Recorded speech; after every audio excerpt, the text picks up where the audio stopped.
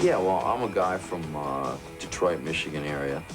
Started playing music about 20 years ago, and I just think it's a good idea to get out and do some kind of homemade form of entertainment.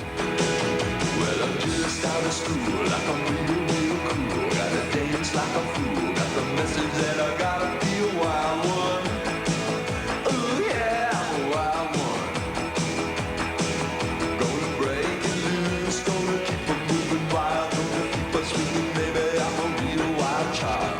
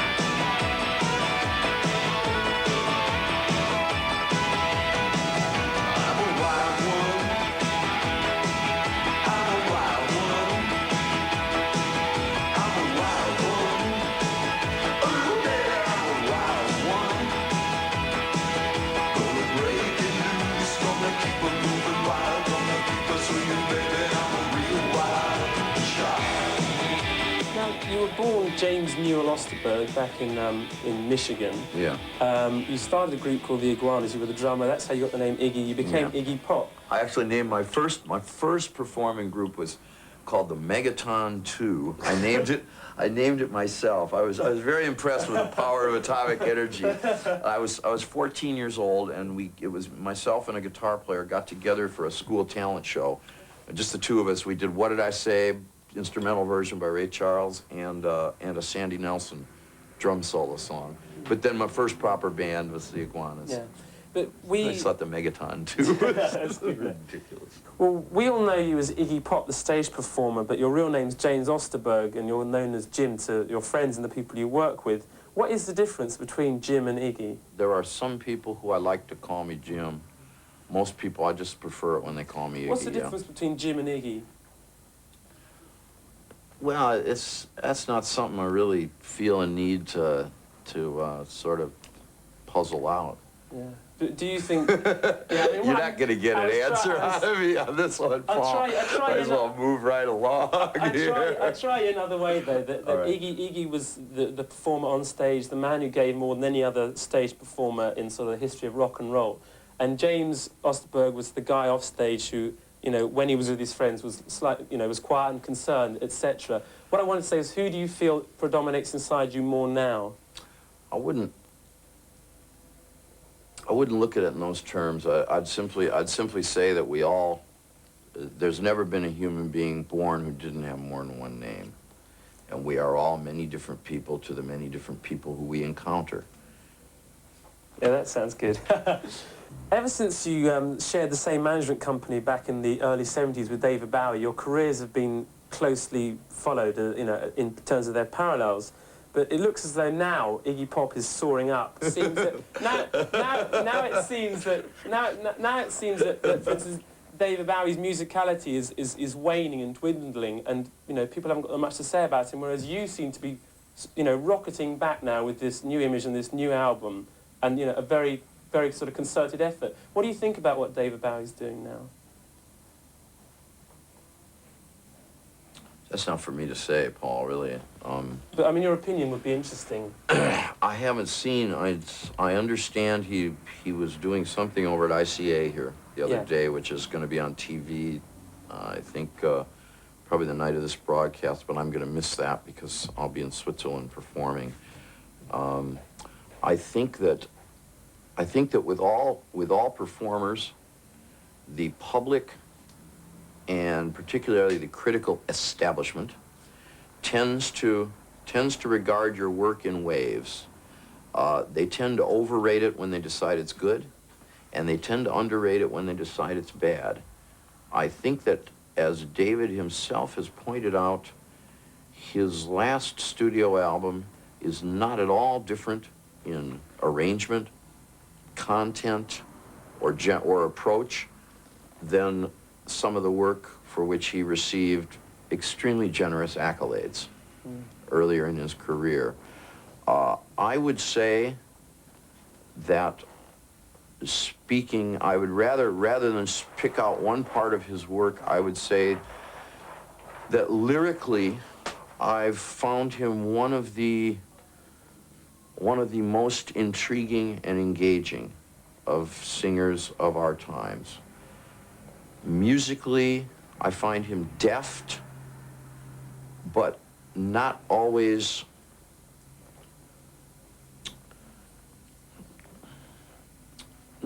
swinging, but when it swings, it really swings. Depends on which stuff you're talking about. In other words, I prefer the song Station to Station to the song Starman. I've always liked him more for his lyrics than any other aspect of what he's done.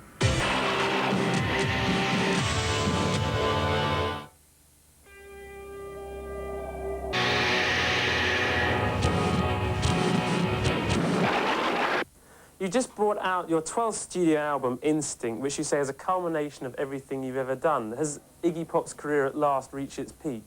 No, I think I was probably just saying it was the first.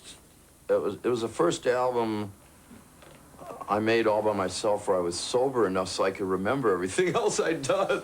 I sort of, oh God, I used to like that bit on that record, and I don't know. I felt very in control of it. It all came from me playing my guitar, which is basically what I've always done. That's where all the Stooges stuff came from too. It's basically me sitting with a cheap guitar in a room, thinking up all this stuff, and then I'll have this drummer that plays like this, and we'll have these big flags on stage, and I'll do this and that. But what it really comes from, basically, it's one guy sitting with a guitar writing stuff. Yeah. I'm basically an author that uses a little different medium than the book form. Do you write your stuff in a similar way that you perform it? Is it quite fast and spontaneous, or do you go off to a country cottage and sort of get it one with yourself? It's even worse than that. It's a constant, ongoing. It's almost a burden, and I'm constantly. It used to be worse. It used to be very bad when I was writing in the late '60s when I was starting. That was the hardest. I would just walk around for days on end trying to think up evocative song titles. No Fun, that's a good title. That must have taken me. That must have been a month of thinking. Yeah. And it's hard to think about something for a month. A lot of times I would just wander around the streets of Ann Arbor, Michigan, where I'm from, stoned on LSD, for 10 or 11 hours, 5 days a week, which is about as much as I could take it, trying to picture big titles. Yeah. I never liked these sort of titles that run off at these sort of titles like My Rainy Day Infatuation, or I don't know, you know what I mean, or obscurity in my titles. I liked a title that got to the root of things. That's why I liked I Want to Be Your Dog, or No Fun. I was looking for something that described my experience in bold type. And that would transfer, that would come across to other people, so that there was no you wouldn't even have to hear the song to know what it was about. Yeah. And it was almost like sloganeering. I was interested in politics when I was as a young man, and I was interested in propaganda, sloganeering, you know, all that side, pamphleteering, all that side of things. And I was aware of what the Russians had done with it. I was aware of what the Germans had done with it, and Americans as well. And I used to spend a lot of time coming up with Stooges stage shows in the library of the University of Michigan. You know, which is, people wouldn't imagine me there, you know, because a lot of people, I think, assumed that what we did was very Dionysian, spontaneous, kind of a bacchanal, but it never really was. It was always something I thought up. Basically, what I was a young guy who was convinced that the sort of possible lifestyles outlined for me in my society weren't worth living. And so I made a conscious decision to use literate means to break out of those forms and those molds, and to try to lead what I thought would be a superior life based on success, not in terms of money, but in terms of immortality. What do you think? And doing something worthwhile with my immortal soul, and that's creativity. Looking back on it, what do you think about the lifestyle that you led when it was Iggy and the Stooges? You know, Terrific, terrific. I don't regret any of the. Obviously, there were mistakes, and there was, you know, as I've outlined myself in book form, in the book I wrote, I Need More.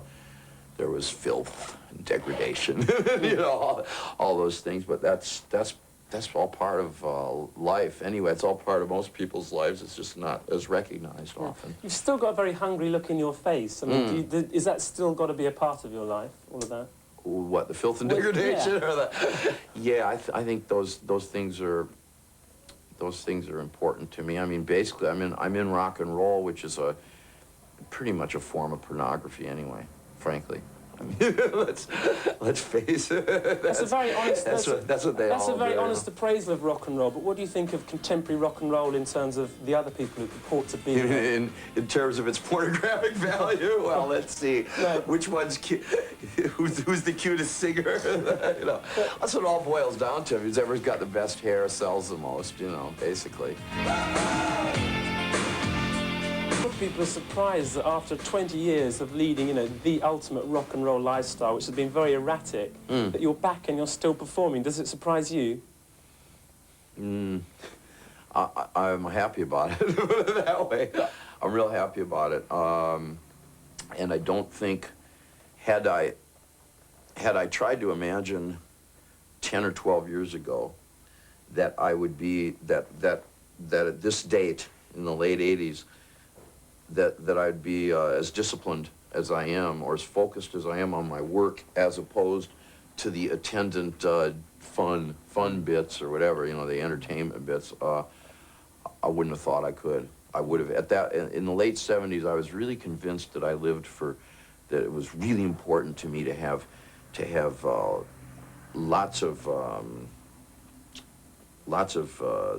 heavy sex, lots of heavy dope, lots of casual sort of hero worship in the streets, all that garbage.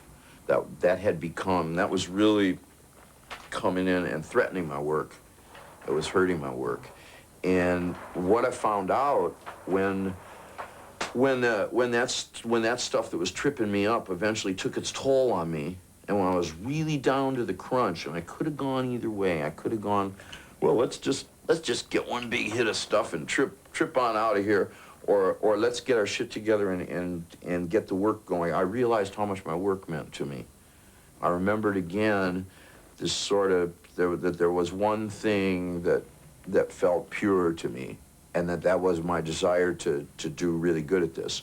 And so then I started looking, you know, I didn't think like, oh, and so now I'm going to be nice and innocent, and these are good things and these are bad things.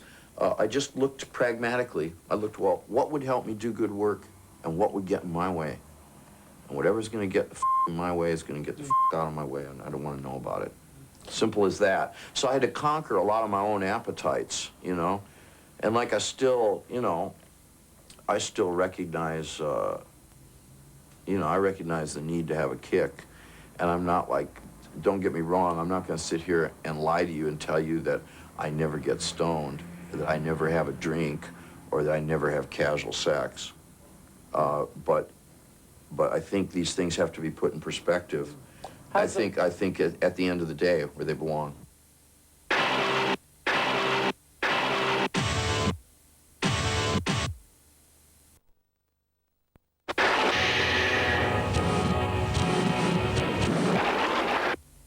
On the last album, Blah Blah Blah, you worked closely with David Bowie. He co-wrote and produced with you, and there's a strong influence, and that influence comes through, I think, strongly. Yeah. The new album, you're working with Steve Jones from the Sex Pistols. How did you start working with him? I mean, I know you were called the Godfather of Punk. And I started working with Steve because I'd always liked his work in the Pistols. I thought the guitar work was the backbone of what was interesting about that to me, and.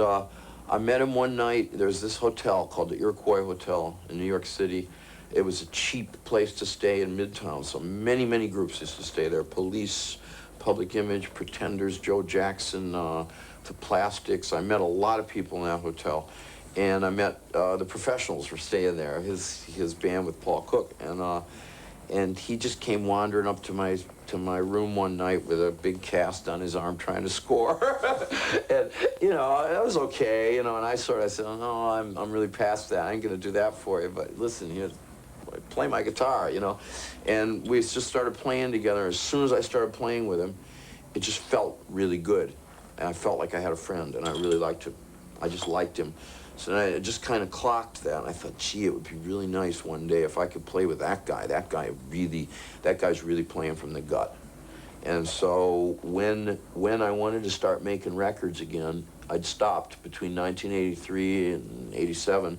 I remembered him, and I thought, I tracked him down. He was living in reduced circumstances in California, but he was about to rise in the world a little bit, and I just asked him if he'd like to play with me for a few months and try to write stuff, and we started working then. And we were actually working.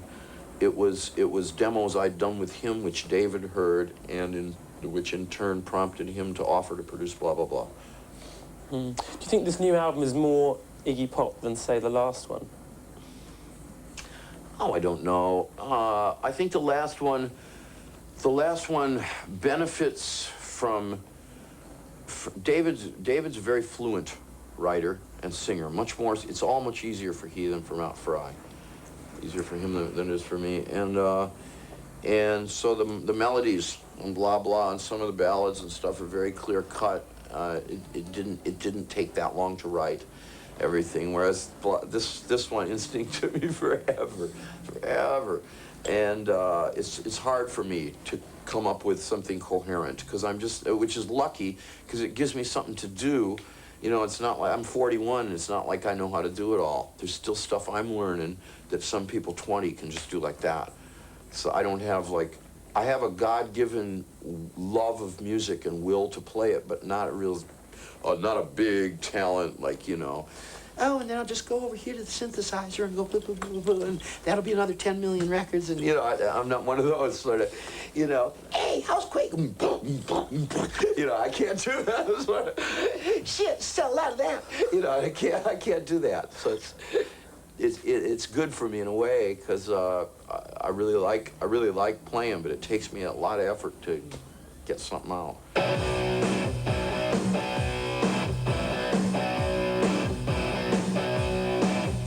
Iggy, is your stage performance still as dynamic as it ever was? That's what they say. Yeah, Do you feel the same thing when when you're leaping into the crowd? Do you feel the same emotions as you used to feel? Probably feel more of them because my brain is more at my own disposal now. Yeah. So. Are you ever sort of frightened of relapse, of going back and just bumming out and just having to get away from it all and get stoned again? Not on a stupidity or physical level like that. I'm too world-wise now. But on a moral level, I worry about moral relapse, because it was a lot of the stuff I used to get mixed up in. It wasn't just that that they were stupid, but people were getting hurt, too. Myself a little bit, but people around me a lot more. I mean, there are 2 dead members of my band, and a lot of people got stepped on, I think. And I think I probably, I mean, we all have sinned, you know. And I think I probably did more than my share, and that I worry about a lot.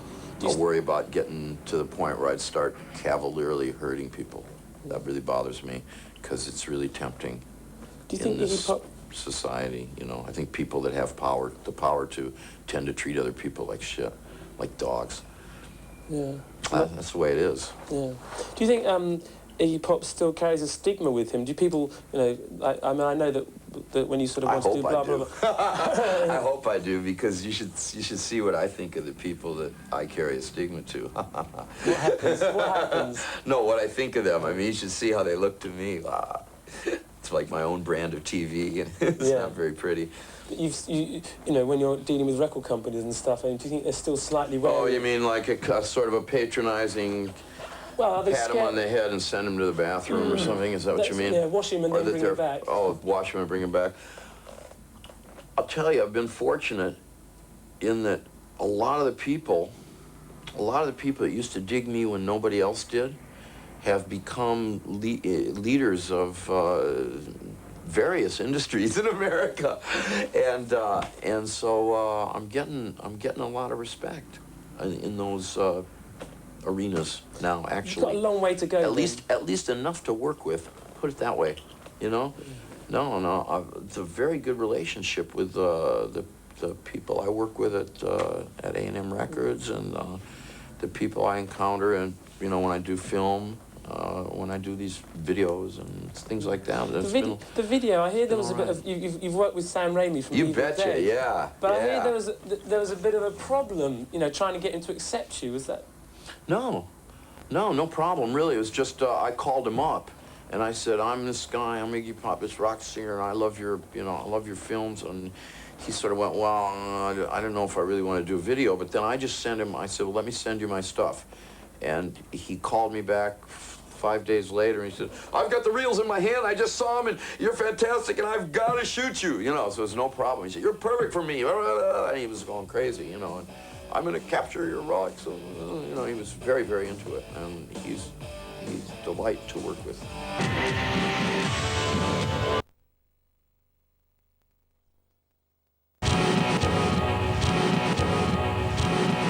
After 20 years in the business, how do you see rock and roll has changed, and how do you see it now? It's become a lot safer now, especially for the people that want to get involved in it. You know, like, it's a lot easier proposition to go out and buy a synthesizer and then go hang out and have dinner with people who can help you in the biz, and sort of go through the right records and write down the right catchphrases, buzzwords, a couple chords, and you might have yourself a hit. You know, kind of. Whereas when I was contemplating it as a life, the only people who did rock and roll were either pill-popping hillbilly greasers from, you know, who played at the local bar and were going down fast, or you read about them in the paper marrying their 12-year-old cousin or whatever, you know, or it was Englishmen from Mars. You know, it was the Beatles, the Kinks, the Stones, and they might as well have been from Mars. So it was considered, a lot of people felt bad for me when I went into this, and they thought, oh, he was, you know, that was a really nice young guy. He was articulate. He could have been somebody. And you know, and when I did go into it, I was quite happily. Well, I've been penniless most of my life, but for a period of actually from the day I got out of high school until, when did I ever stay in a nice hotel room? That was Main Man. I stayed in the Royal Gardens over here. That was my first taste of luxury. Right? Yeah. No, that was 72 when they brought me over here. So for the first 5 years of my career, I lived way below what people consider a poverty level, way below, but I was really happy, and I always felt sorry for the people in the suits with the money, because I knew I was free and I was excited about my life, and I knew I was, at least to myself, I was attractive. And so I felt great. You know, and I was like really excited that I could play drums in a band, 5 sets a night, 45 minutes on, 15 minutes off, 6 nights a week for $55 a week. That was my first gig. And a bare mattress in a cabin. You know, I was playing for like the kids of the DuPonts and the Fords in a fancy resort in northern Michigan. And that was a big deal to me. You know, and I used to sleep in basements. I got to the point where with the Stooges, I couldn't sleep in a bed. I didn't like it. It made me feel creepy, and I couldn't make music. So I always had to be on the floor, and I had to have dirt around and chaos.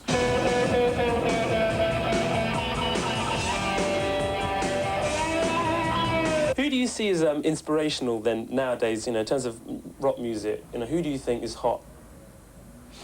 There's a band called the Swans I like very much, which are probably much more rock and roll than what people consider rock and roll, you know, and their songs hardly even have a beat, and most people consider them very painful to listen to, but I enjoy their music very much.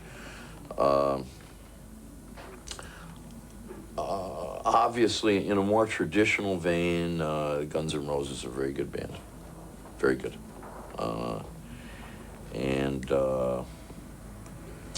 This fella Glenn Branca in New York was doing guitar symphonies. It's very interesting stuff. Have you caught much of the music over in Britain? Have you listened to much of it? Who have I listened to lately from here? It hasn't been much thrilling me. Not really. It's, you know, It's a Sin's a real good song. They're good writers, those guys. There hasn't been, unless I'm gonna go home later and go, oh, why didn't I tell him, but... You're talking about all the computer music and stuff like that. I mean, have you heard of Stock Aitken and Waterman? People over here. I mean, these are the guys who've revolutionised the charts with, you know, plug in a sound and lay a voice down 6 times. Oh, and all that. No, I haven't listened to them. Is it good? No. No, well, there you go, you know. Yeah. I think for music, as far as all the music that uses those conceits, it was best done by Kraftwerk.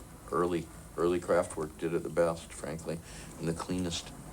You know, I've heard Pump Up the Volume. So music's the most important thing in your life, but what else is there? There's my friends, and I really like my home. It's real important to me, and I like I like nature a lot.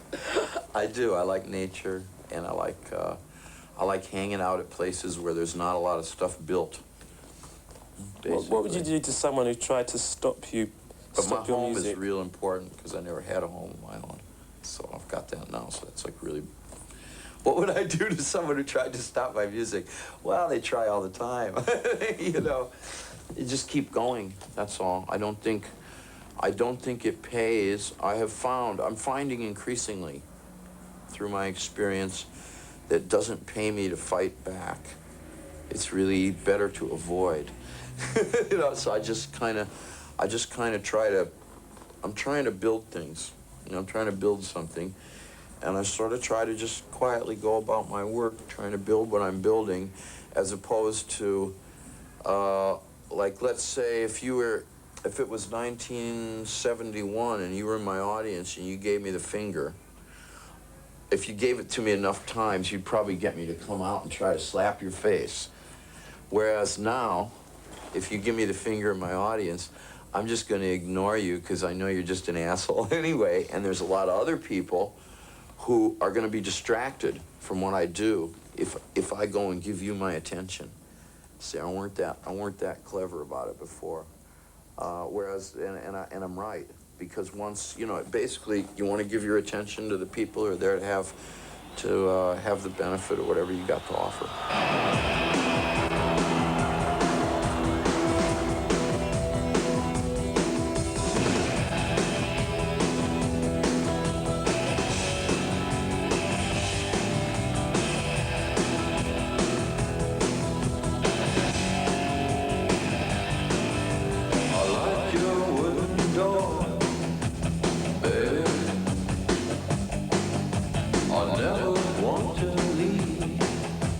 baby. If I could rule the night, baby, I'd turn it into wine that wouldn't ever leave us dry. I'm getting high on you. I'm getting high on you. I'm getting high on you. I'm high on you.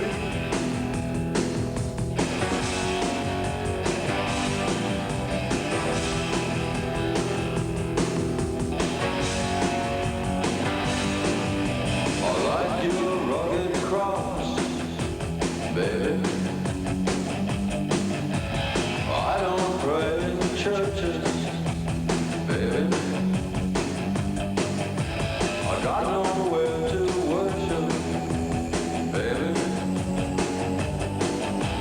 because there is an end.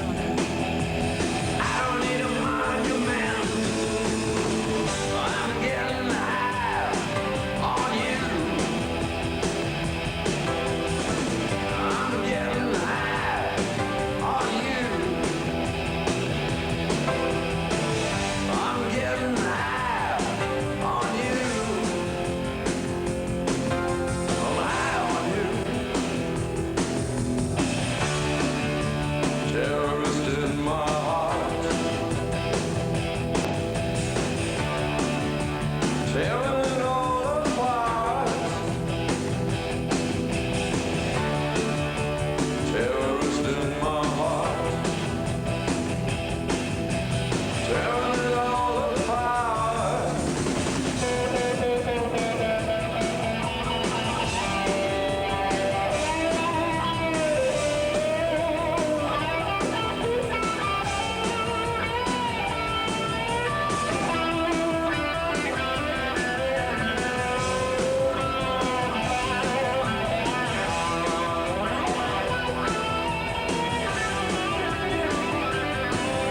I love the way you feel, baby. The morning sun is drunk, baby, drinking of your soul, baby, and everything I know is the way your body glows. I'm getting high on you. I'm getting high on you. I'm getting high on you. I'm high on you. I'm getting high on you. I'm getting high on you. I'm getting high on you. I'm getting high. Corruption in the air. I really need you. You got to play right.